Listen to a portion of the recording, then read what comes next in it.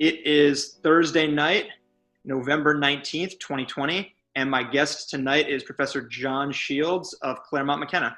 Professor Shields, thank you very much for joining me. Thanks for having me on, Jake. I appreciate it.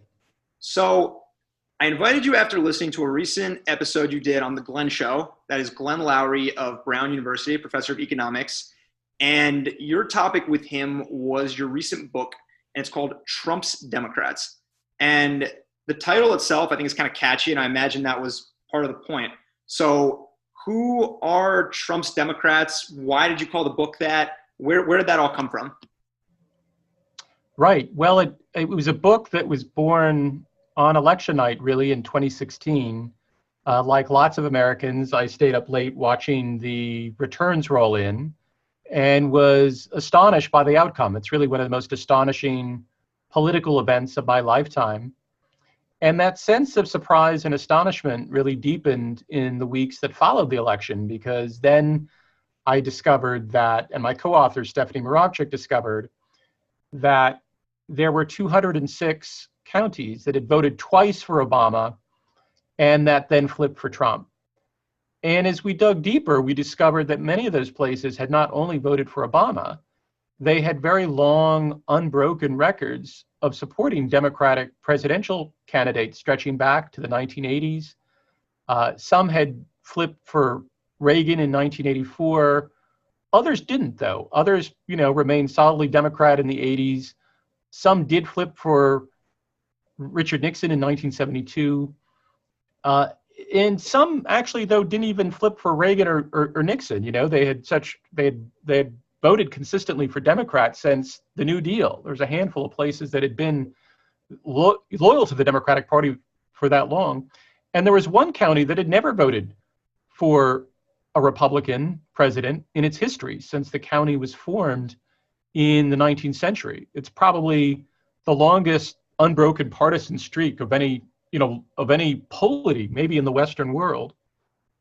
And of course, Jake, we're accustomed to thinking about the Nixon Democrats in 1972 and the Reagan Democrats in 1984, but the Trump Democrats are a lot more interesting. And they're a lot more interesting because the 1972 election and the 1984 presidential election were total landslides.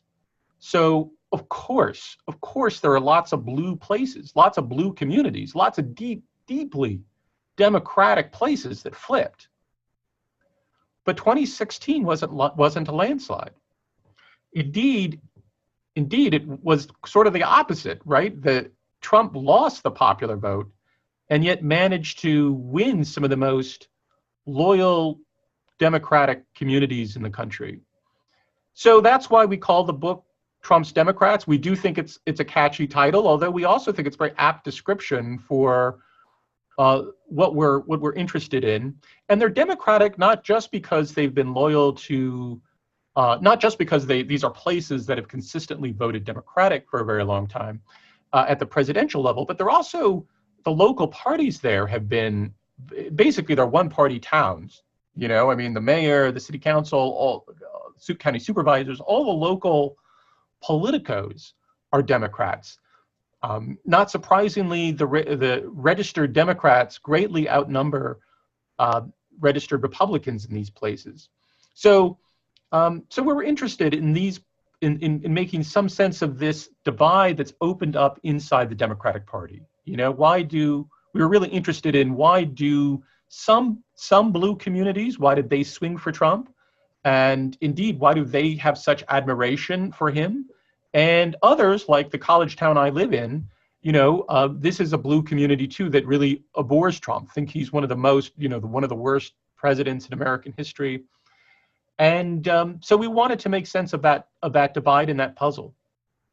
I think I like you, and I think probably like many people, I remember where I was. I remember watching the election in 2016, and my reaction, like yours, was serious shock.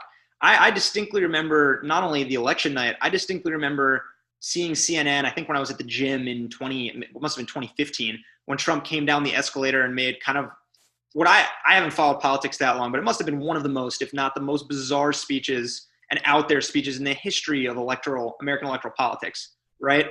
He said a lot of really crazy things, and not only that, he continued to do so throughout the entire Republican primary process and then throughout the general election process as well. So I echo your sentiment. I was truly shocked at many stages, particularly one that really stuck out to me was when he said some nasty things about John McCain, that he said, I believe something like, I like my war heroes not captured. That was one thing that to me, I really thought, how could this guy get any Republicans after saying that? And yet here we are talking about how he managed to swing some of the deepest blue Democratic counties in the country. So of the 200 plus that you mentioned, you and your co-author, who we should say is your wife, right? That's right. You ended up picking 3 of them. So which 3 did you pick, and how did you come to that decision? Right. Well, first of all, we didn't want to do anything survey driven. You know, there'd been a lot of good survey research on Trump voters, and we've learned a lot from it. But our sense was that we were really interested in the cultural divide between these Trump Democratic communities and the kinds of Democratic communities that we're more familiar with. And so to understand culture, we really felt like we needed to really live in a place. We needed to take a deep dive into a place. We needed to soak up the local culture. We needed to have a sense of what the norms are in these places. And that meant leaving our college town and spending some real time in these places. So we picked 3 of them in different regions of the country, and we picked Ottumwa, Iowa, which is a Rust Belt. It's not really Rust Belt exactly, but it's a kind of a Rust. It's an industrial city in southeast Iowa. It's got a large meatpacking plant. It's got a John Deere factory. It has a long tradition of strong unions. So we picked Ottumwa, Iowa. We picked Elliott County, Kentucky. Elliott is in Appalachia. It's coal country. It's very rural. It's much poorer. It's one of the whitest communities in the nation. Basically, everyone in Elliott County is white. There's basically no immigration into Elliott. And then we picked Johnston, Rhode Island, which is a suburb of Providence. It's very Italian American. It's lots of strip malls and pizza shops and coffee shops and that kind of thing. So we picked these 3 places partly because we wanted to pick places that had some variation, some diversity. You know, we wanted among each other, so it wasn't just the same 3.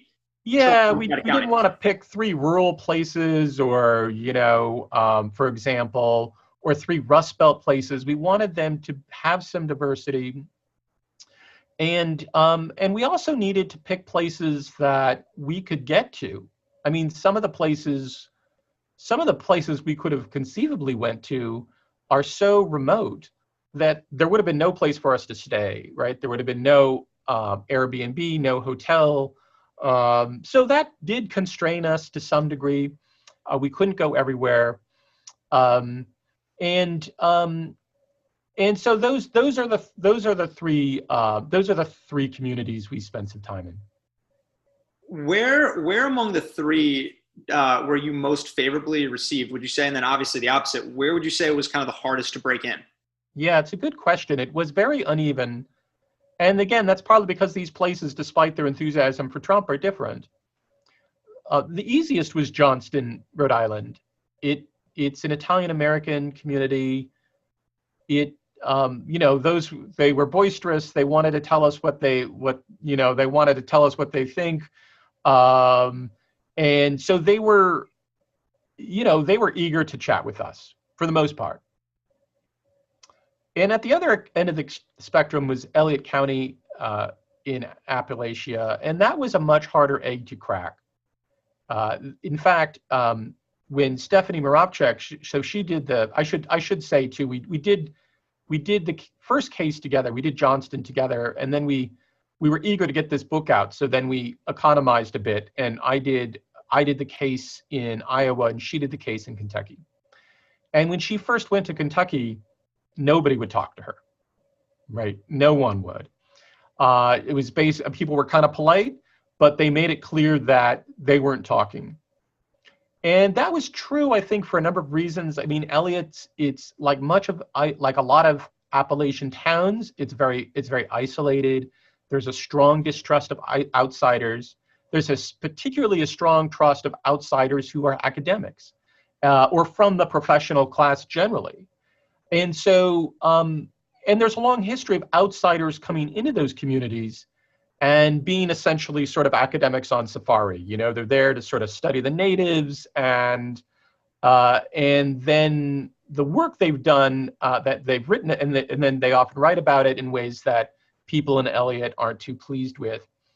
So in fact, we had just, when Stephanie arrived there, it was right on the heels of a local journalist who had just parachuted in and talked to like the local crazy person, right? The one person who had talked to this poor journalist was this crazy person. Everyone in town knew they were crazy. And then and then that person becomes sort of the voice of that county. And so they were sort of smarting after that episode. So when Steph first came back from Elliott, she said, gee, I think maybe we just got to pick another case. You know, like, I don't know if anyone is ever going to talk to me. And she had a very clever idea. She said she decided to take our then 7-year-old to Elliott County, partly because, you know, she thought it'd be fun for him, and it was. He got to handle guns for the first time, which was an adventure. But also, you know, in fact, he would have been happily moved us all to Elliott County if he could have. But it was partly really to humanize her in the eyes of these Kentuckians, which it did, and that made some sense. I mean, it's a place that's a very familial culture. It's very family-centric. So to see us not as, you know, inquisitive PhDs, but also moms and dads and family people, did sort of soften them quite a bit. And I should say to your listeners, you know, we don't normally, my wife sometimes doesn't like me to tell this story because it sort of suggests that we use our children in such instrumental ways.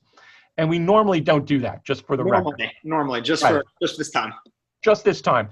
But, you know, and I guess Ottumwa was really sort of in between. It was mostly pretty friendly, but it wasn't quite as, they weren't quite as happy to see us as the Italians in Johnston.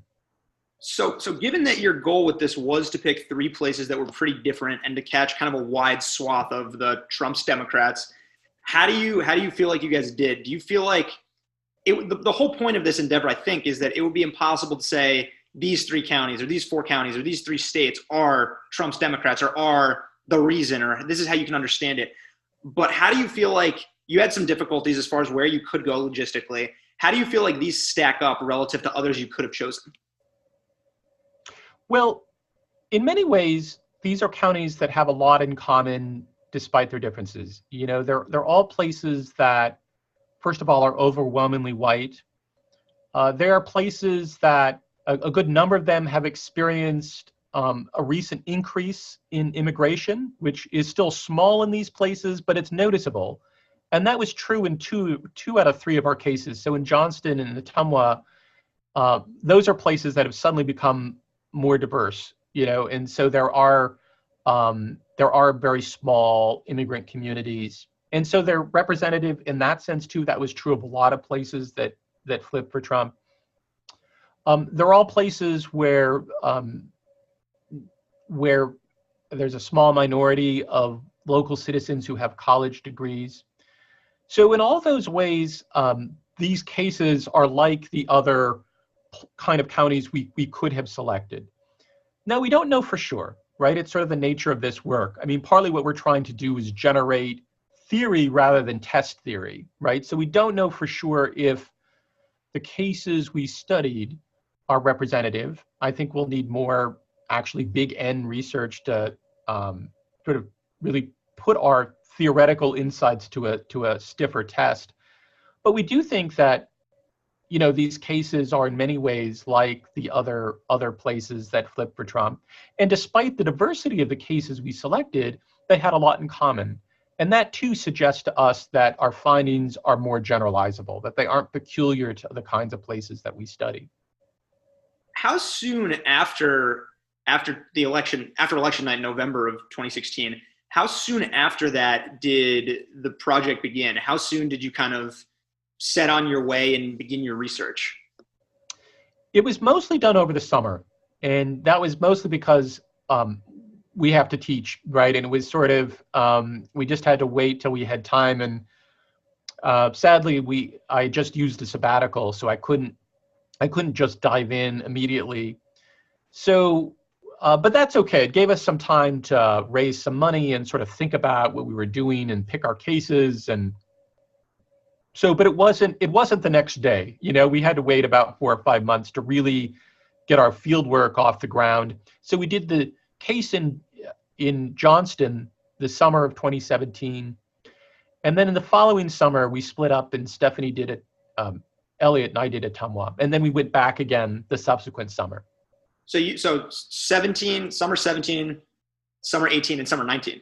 That's right. Actually, the most recent one was not too long ago, actually. That's right. And we had thought about, originally we thought maybe we'd go back this last summer, but we were, COVID's very bad for field work, first of all. Yeah. And we were just desperate to get the book out by then. So although we have thought about going back at some point, that is something that we've considered.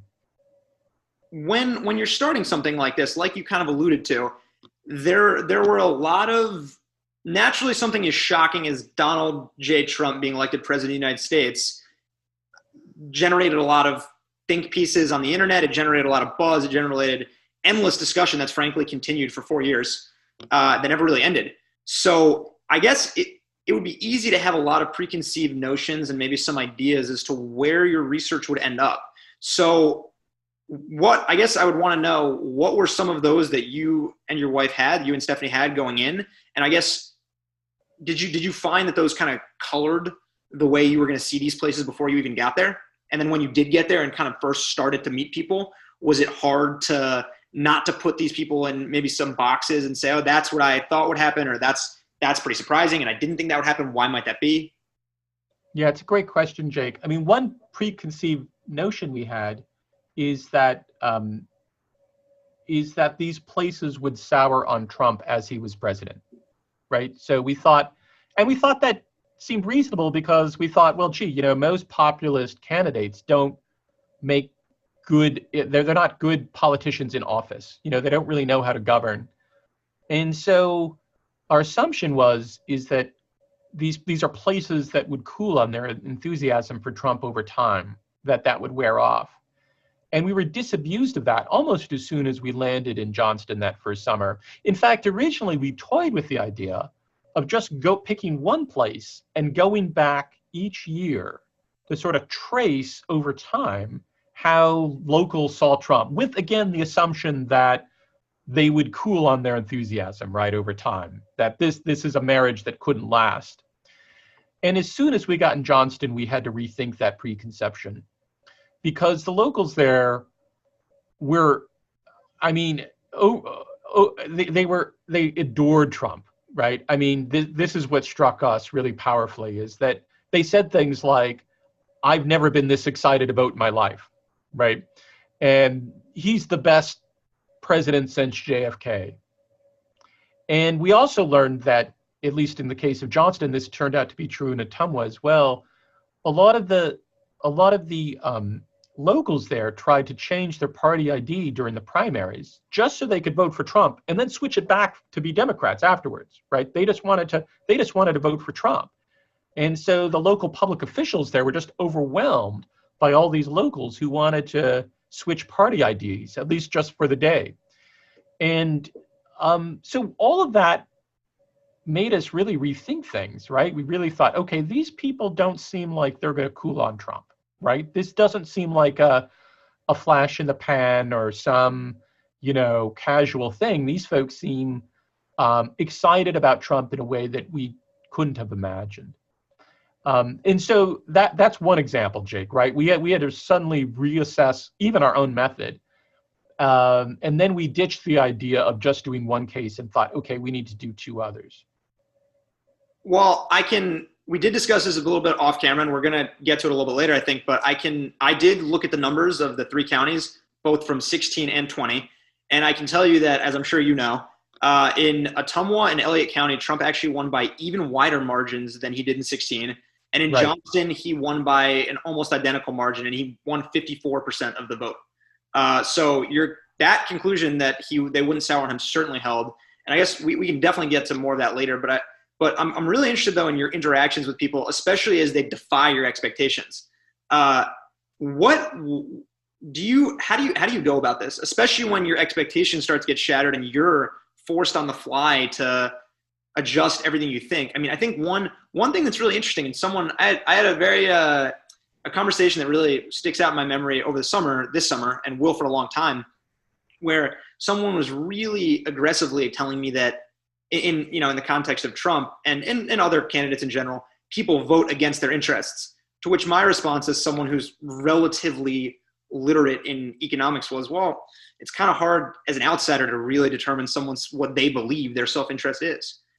So I guess there's that temptation, right, to say, like, oh, these people voted against their interests. So of course, when they see what Trump does policy-wise, they're going to come back. So what do you think accounts for that? What do you think accounts for the fact that they didn't? Well, I think partly they felt a real kinship with him. I mean, these are all places that were very Trumpy in many ways. The culture was Trumpy before Trump came along. And so Trump seemed very familiar to them. And I say they're Trumpy because, well, you see it in politics, for example, Jake. I mean, the local politicians are very Trumpian. They are macho. They are brazen. They are very thin-skinned. They don't let anything, roll off their backs. In two of the three places, there was a lot of nepotism. So they appoint their relatives to political office.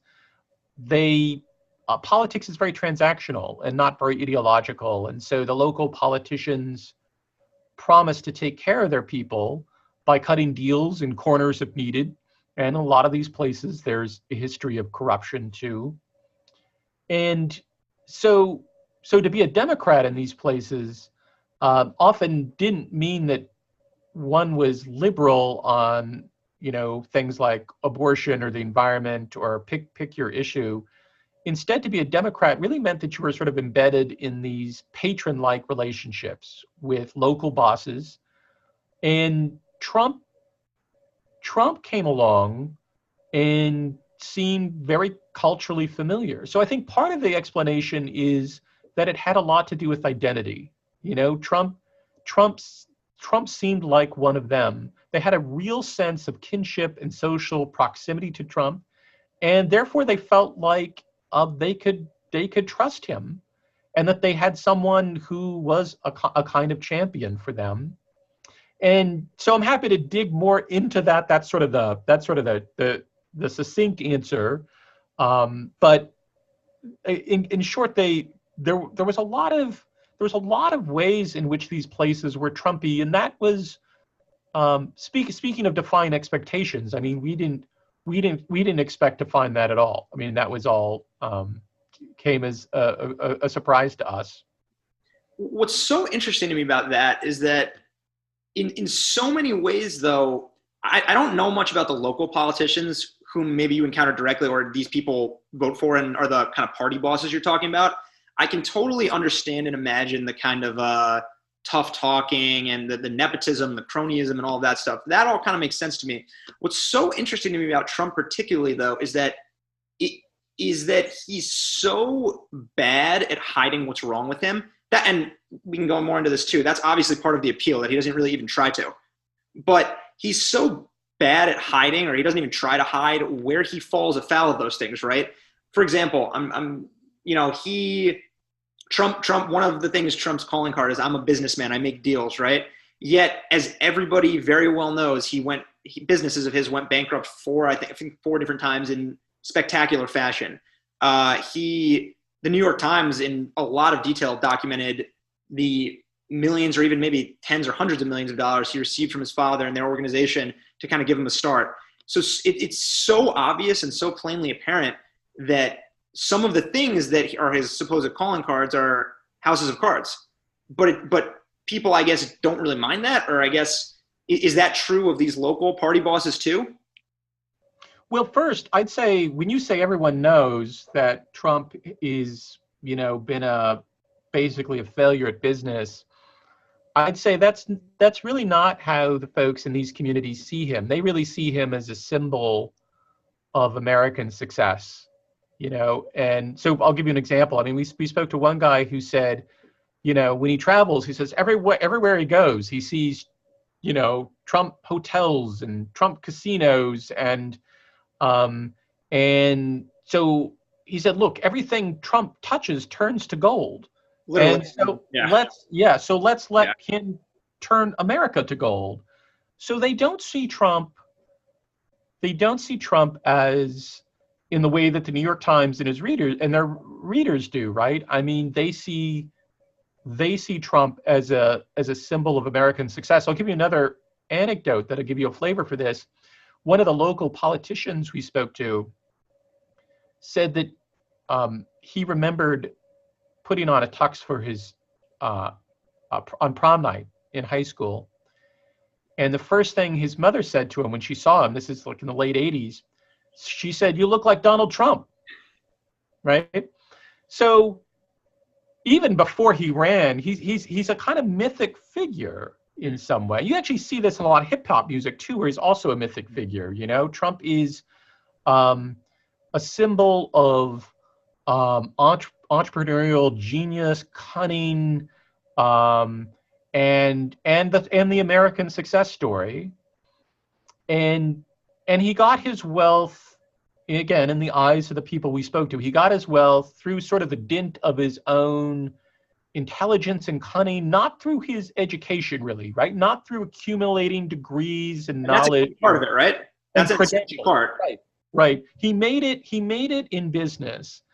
And for a lot of Americans, that's the American dream, right? They're not collecting degrees and trying to make it that way. They're trying to build a business.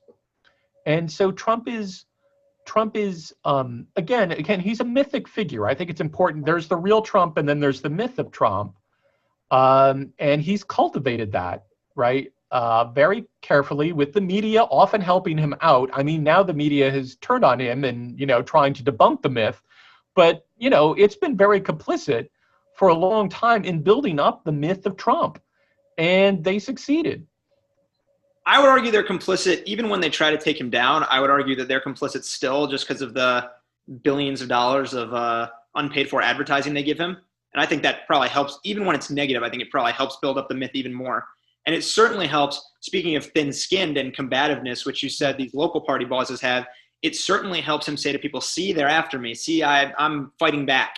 But another point in what you just said that I think to me really sticks out is that and tell me if this resonates given what you saw firsthand, is that if you're someone who's working class or poor, frankly, if you're from a former coal mining town, it's a lot easier to imagine yourself talking and acting like Donald Trump if you ever became rich than like Barack Obama. Barack Obama is a very different side of the American vision of success. He's urbane, he's sophisticated, he's very smart. He went to Columbia and Harvard, Ivy League educated. Right. And you can tell when you listen to him talk. I mean, he's polished. He's a great speaker. Whereas Trump, obviously, he kind of saunters on the stage with a hat pulled over his face. He's kind of goofy looking. And like you said, he has no problem saying exactly what's on his mind with no filter whatsoever. I think the contrast between Trump and Obama is really right. I think there's been too much emphasis on the racial differences, which are important, but it obscures their class-based differences in self-presentation and style. And I'll make, this came home to me really through, in a couple of ways. Actually, speaking of Obama, my last book was on conservative professors. And so I interviewed a lot of them. And how many were you able to find? Well, it took some digging, and we found 150. We interviewed 156, and but one of the things that struck me is a number of them sort of had an affinity for Obama. They kind of liked him partly because he seemed familiar. He is an academic, sort of. He sort of shares their vernacular and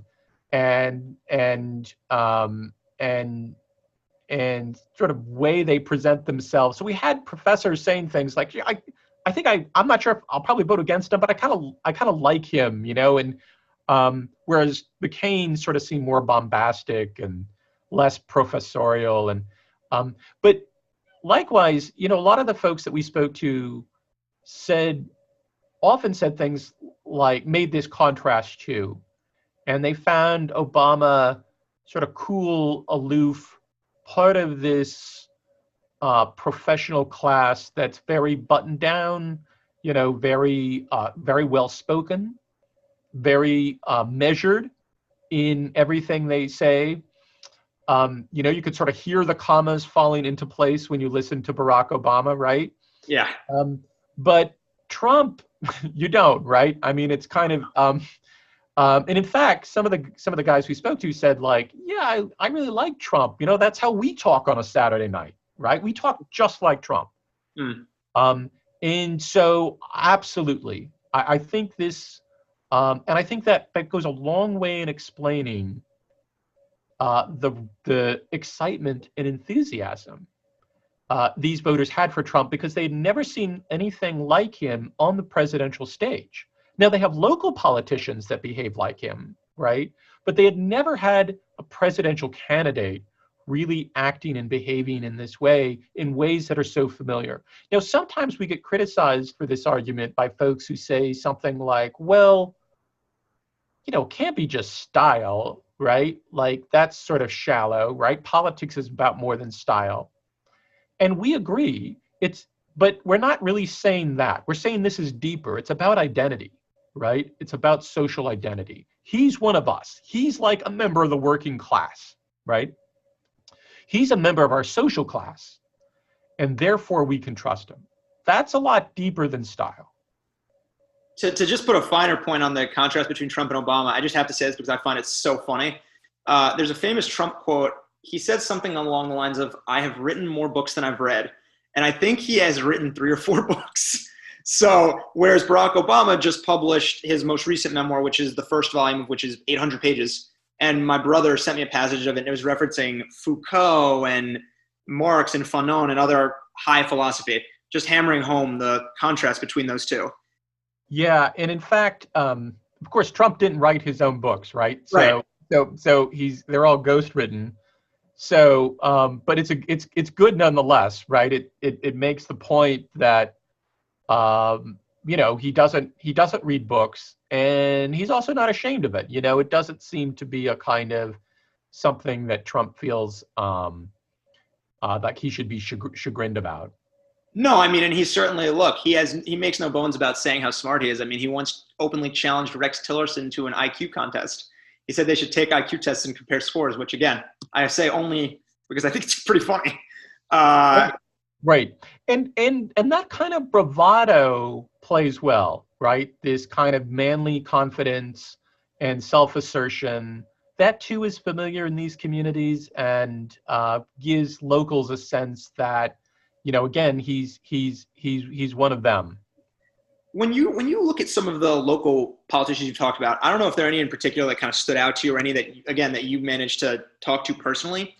One of the core appeals of Trump that made him what he is the myth around him. It's that he's at least nominally worth, I don't know, $3 or $4 or $5 billion.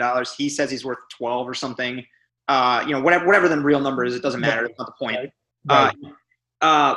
Is that an element that also kind of is there with these local politicians? I can't imagine that in Elliott County, Kentucky, there's someone who even claims to be worth $1 billion or anything in that kind of stratosphere. Is there an element of the kind of business success or the American dream in these local politicians?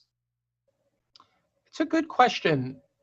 In Elliott, there was David Blair, who was really, he was the judge executor, and we didn't know what the hell that was when we first, got to Kentucky. What's a judge executor? But in Kentucky, they're really sort of the equivalent of a county supervisor or a mayor. It's an executive position locally. And he was, he was definitely very successful by the standards of Elliott County. And he had his own private businesses, including a coal business. And he often used his business as a kind of patronage in various ways. So it was certainly the case in Elliott. It was less true in the other two kinds of cases, but in general, the people who were, at least among the politicians, in Johnston, you had a lot of professional politicians, so they weren't so much business people. They did, politics sort of was the family business. And there was a handful of Italian families that really controlled politics. And, you had the Uccis and the Delfinos and the Policinas, and politics ran in and through those families. But the people who were successful locally tended to be small business people. Those are the only real way to make money in these places. They're not places that have a lot of great professional sorts of jobs. And so the other thing I'd say about this is that family is very important in both the realm of business and politics. Family is extended family ties are often the basis of common enterprises, whether it's going into business or going into politics. And so Trump seemed very familiar in that way too, right? His family's all over his business. They're all in his administration. I think that in some ways is the more important parallel, is sort of the role that family plays in these common enterprises.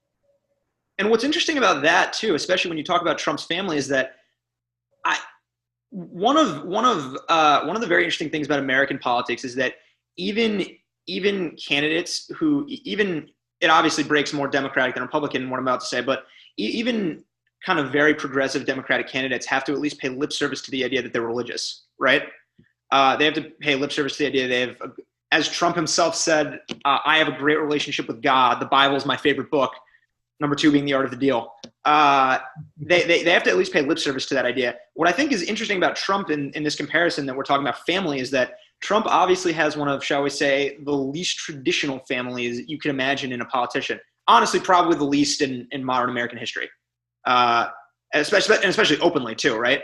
That he's been married 3 times, that he has kids from all 3 wives, that he, has openly cheated on, I think, the first 2 at least. Actually, the third one too. Was that an issue at all when you spoke to people? Did they take issue with the fact that Trump wasn't such a religious guy, not such a family man? Yeah, it's a really good question. These are places that, one of the things that's really striking, that really struck us, is how these places are sort of not nominally religious. I'd say, they're secularizing fast, and the church as an institution is much weaker. It was a sort of strong counterculture in these communities. In some ways, presses up against sort of the more Trumpian aspects of these cultures, especially the machismo. So the church, I think, exists as a kind of counterculture in these places, and to some degree at odds with the culture that's emerged. And so it was, the church is strongest probably in Appalachia, really. It's, southern place. But, in Johnston, people are kind of nominally Catholic. And so they're kind of, they have some, and some do go to Mass.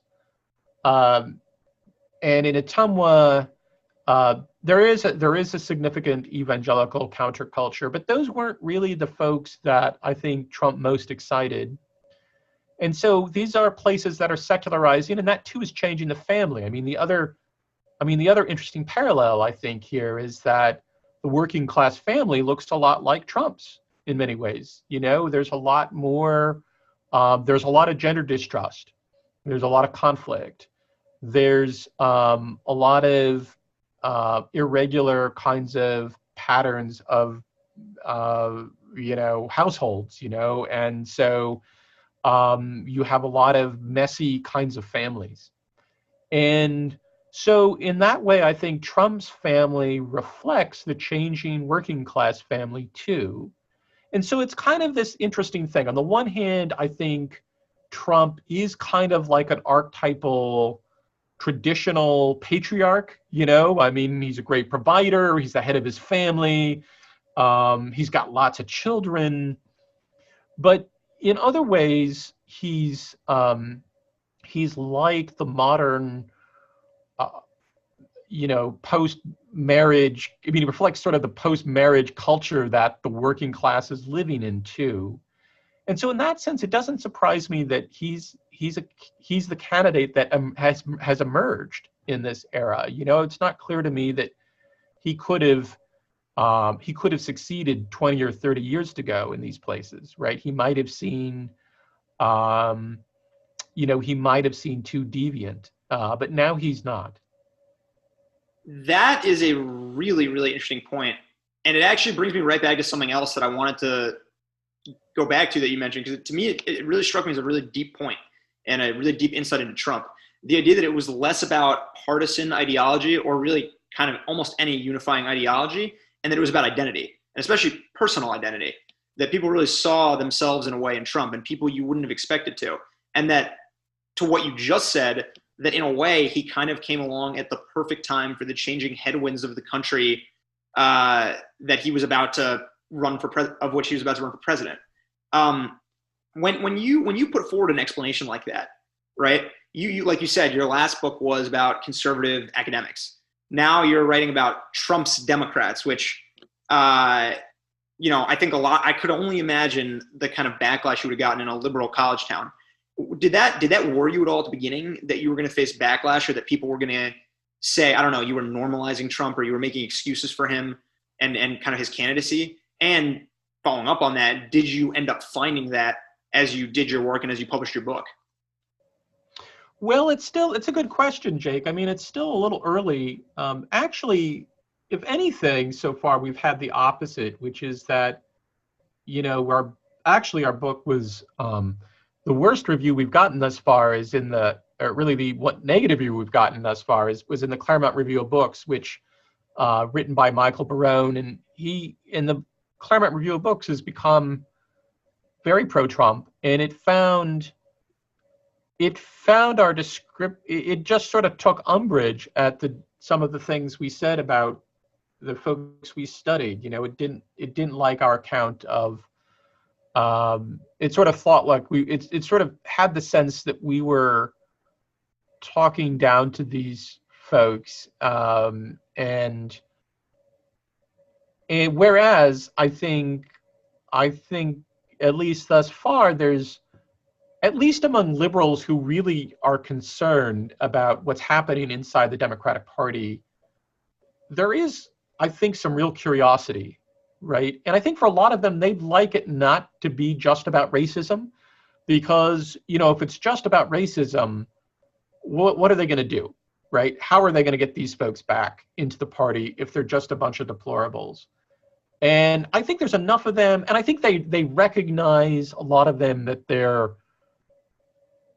really disconnected, right? That they really don't. I mean, there are a lot of sort of op-eds written after this election even, right? People, where journalists and others and pundits are surprised at how well Trump did.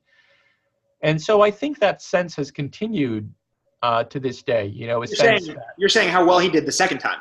Second time, yeah, just a sense that I think that took a lot of people by surprise. So having said that, I'm sure that there are some who will disagree with our account, that we emphasize culture too much and not race enough. And we'll see. I mean, maybe that criticism will be borne out in time when there's better data. We think that the race argument has been overemphasized, and we suspect that history will vindicate us, but we'll see. Well, if I mentioned this a little bit earlier, but now it seems like is a good time to bring it up. I did look up the numbers in these counties, and as you suggested, their enthusiasm for Trump did not wane. If anything, it only grew.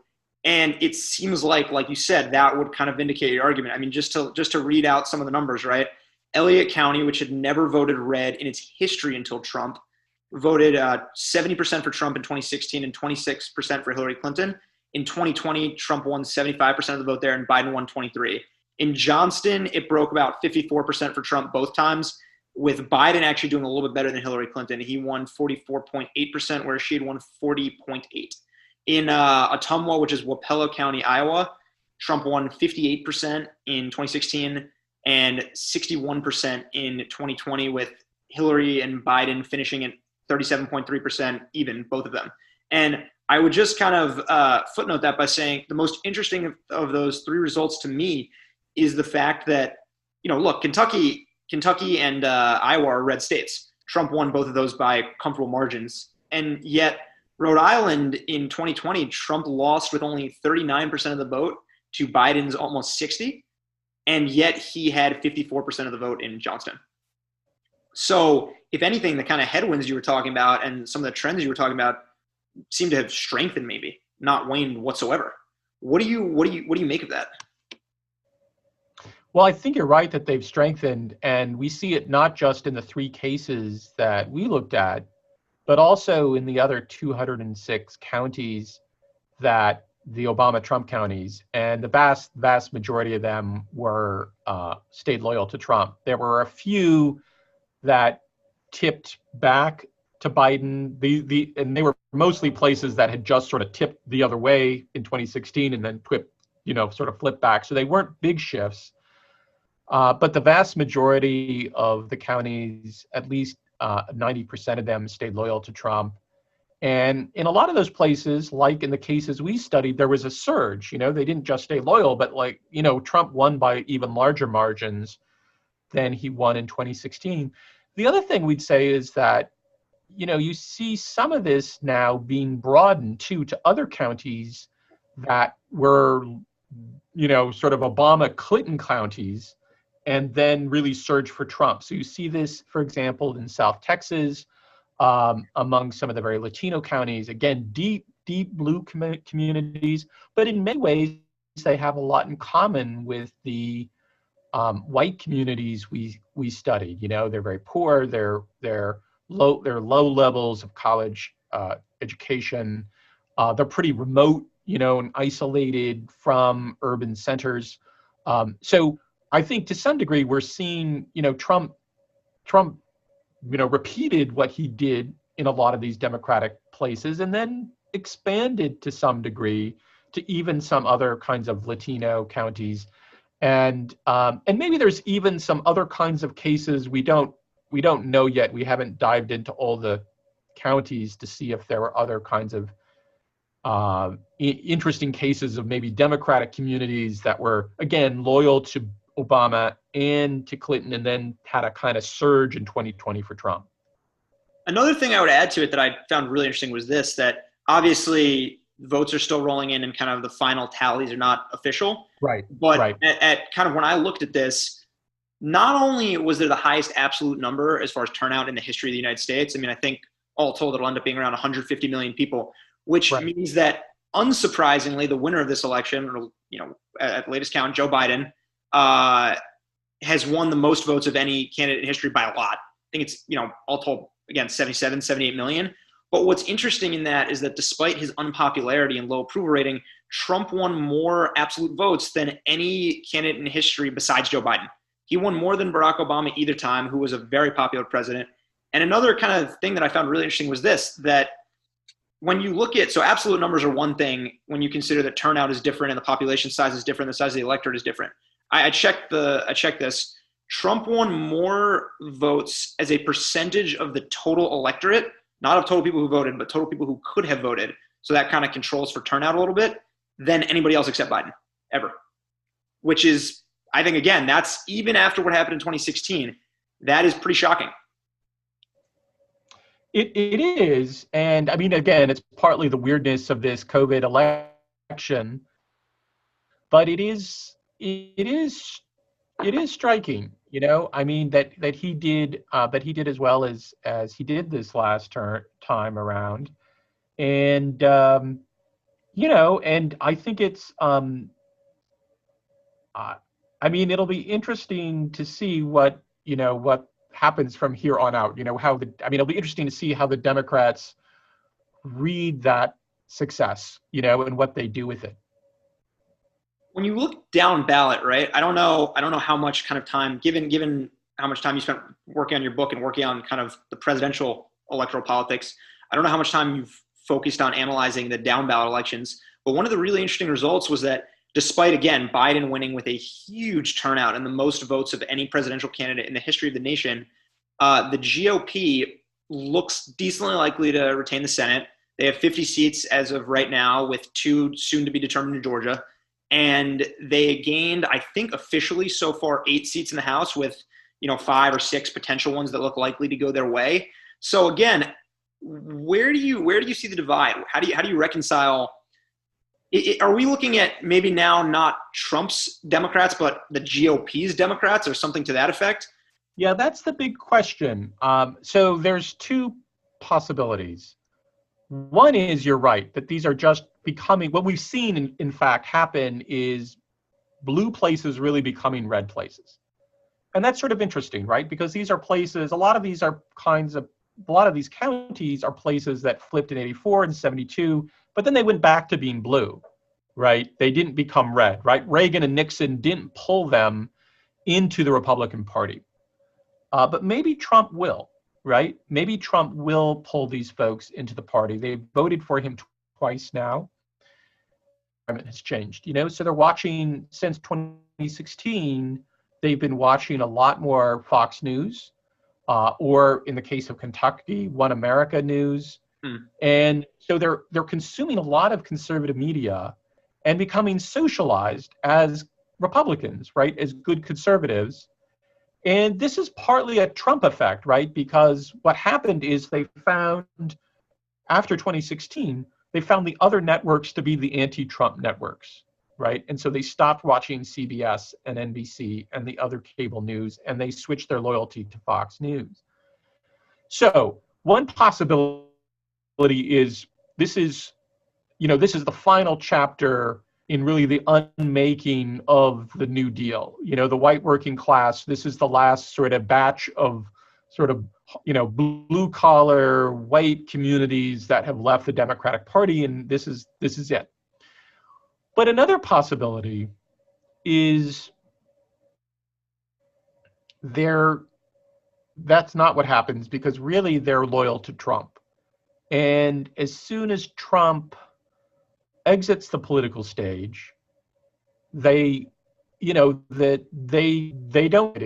about sort of the next Republican presidential candidate, even if they're talking about some of his ideas and they want to restrict immigration and they're talking economic nationalism or whatever it is, because that person isn't Trump, right? And what the person they really feel loyal and excited to is Donald Trump.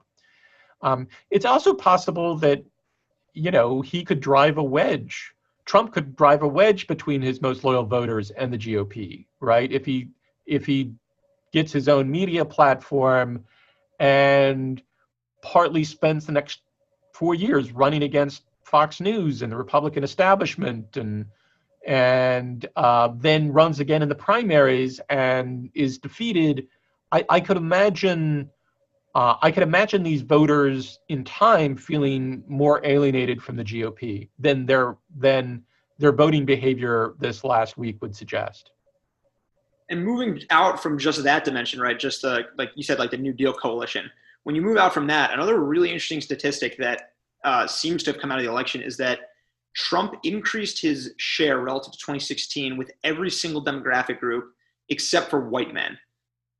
When you look at that, if you were to write a follow-up to your book, would these counties include places like South Texas or Florida, heavily kind of Cuban and Venezuelan expat areas, or where else would you want to look to understand that? Because that, I think, is understandably confusing a lot of people. The fact that, again, if the numbers were correct, and I saw these a couple of weeks ago, I think it was 28% of the LGBTQ community in the country voted for Trump. 30-ish% of the Latino and Asian communities voted for Trump. Black men and black women both increased, still not large proportions of their population, but Trump, I think, almost doubled his share in both those groups. Again, from, whatever it was, 8 to 16% among black men, maybe something like that. So not a lot in absolute numbers, but increased his share. How would you want to understand that phenomenon in the context of the research you did? Because again, when you look at surveys, it seems like one of the things that you and your wife were after was that people who like Trump seemed really disinclined to answer polls, and especially to answer them honestly, if they're going to answer them. Otherwise, I don't know how you could explain the fact that the polls kind of really missed it with Trump in both 2016 and 2020 again.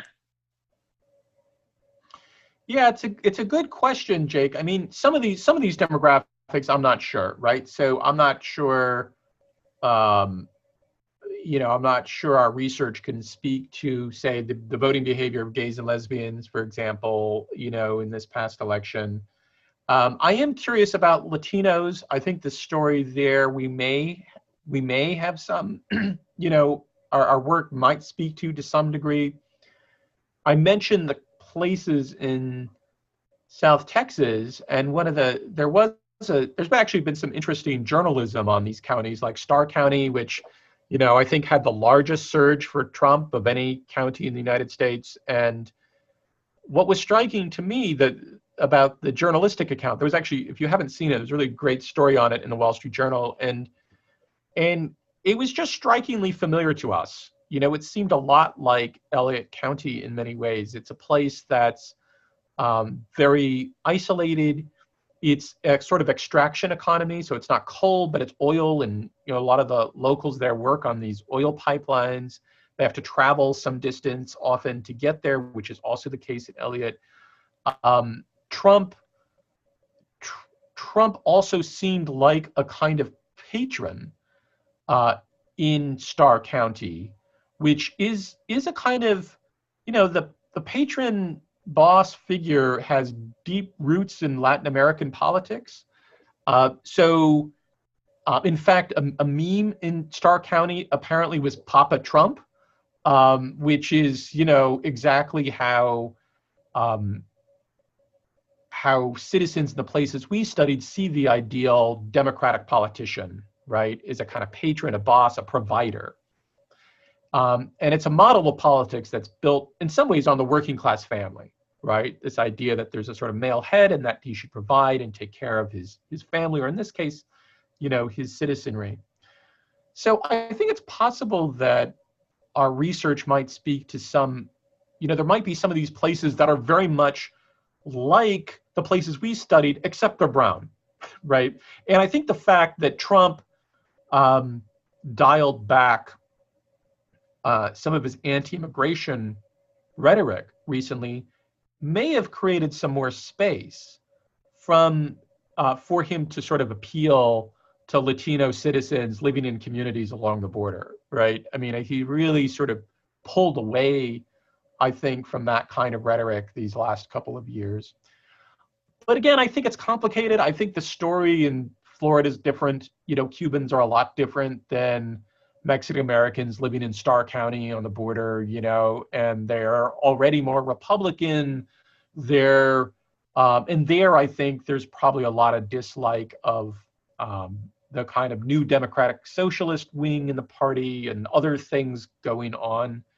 So I think it'll take some time to sort this out, right? In some cases, it might be a kind of anti-democratic vote. And in other places, there might be some real genuine affection and pull toward Trump. And you'd really have to sort of look locally to sort of untangle what's going on. And then the final thing I'd say, of course, about the exit polls is who knows how good they are, right? I mean, especially this year, given that there were so many mail-in ballots and, Democrats are more likely to mail in their vote. I mean, we have to look at that data skeptically. I want to ask you just one more question. There are a lot of other questions you could ask about this, and prognostication is always kind of difficult. So I don't want to ask you to predict anything put you on record as predicting something, because I wouldn't want to predict anything myself the way our politics go these days. But given the success of Trump and given the kind of cult following he has developed, maybe some people would say that Bernie Sanders is the Trump analog kind of on the left, but maybe not. What could you imagine, or could you see kind of a Democrat or a left-leaning, whatever you want to call it, alternative to him, maybe different in policy but replicating the same kinds of style popping up, do you think that person would be successful in this country the way Trump was? Well, I think Bernie did come closest. I mean, one of the striking facts is that in 2016, there were a lot of primary voters who voted for Bernie in the primary and then voted for Trump in the general. In fact, there was 1 in 10 Bernie voters in the primaries then voted for Trump. So there's clearly some crossover appeal. And I think it probably has something to do with self-presentation and style. You know, Bernie's a screamer. You know, he's pretty unbuttoned.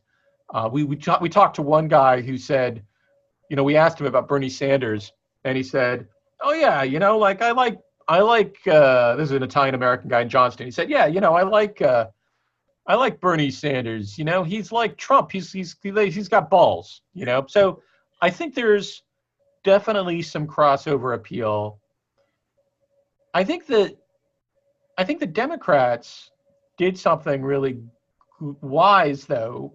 They learned in a way from the Republicans in 2016, and that is the establishment types in the Democratic Party basically colluded to make sure that Bernie Sanders would not be the nominee, right? Because right before the Super Tuesday, Pete Buttigieg dropped out, Amy Klobuchar dropped out, and then it made it sort of a two-person race, really, between Biden and Sanders.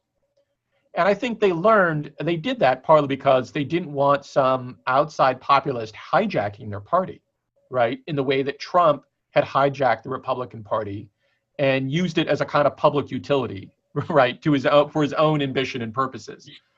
And so, you know, I hope that I'm an I find Trump fascinating, I find his supporters fascinating, but I don't like the new populism, and I was encouraged by the power of party insiders, the ability of party insiders to sort of figure this out a little bit in this last election. And my hope is, I assume Trump will run again. I hope the Republicans. You think he will? I'm sure he will, and I hope the Republicans figure this out better than they did this last time. And so I think there'll be other figures, but I think they'll also be competing against, hopefully, an establishment in both parties that's a little better, who's ready for it, right, and can defeat it. And so that's my hope. Well, with that, I will just say thank you so much for joining me tonight. Thanks for having me, Jake. Good to be on.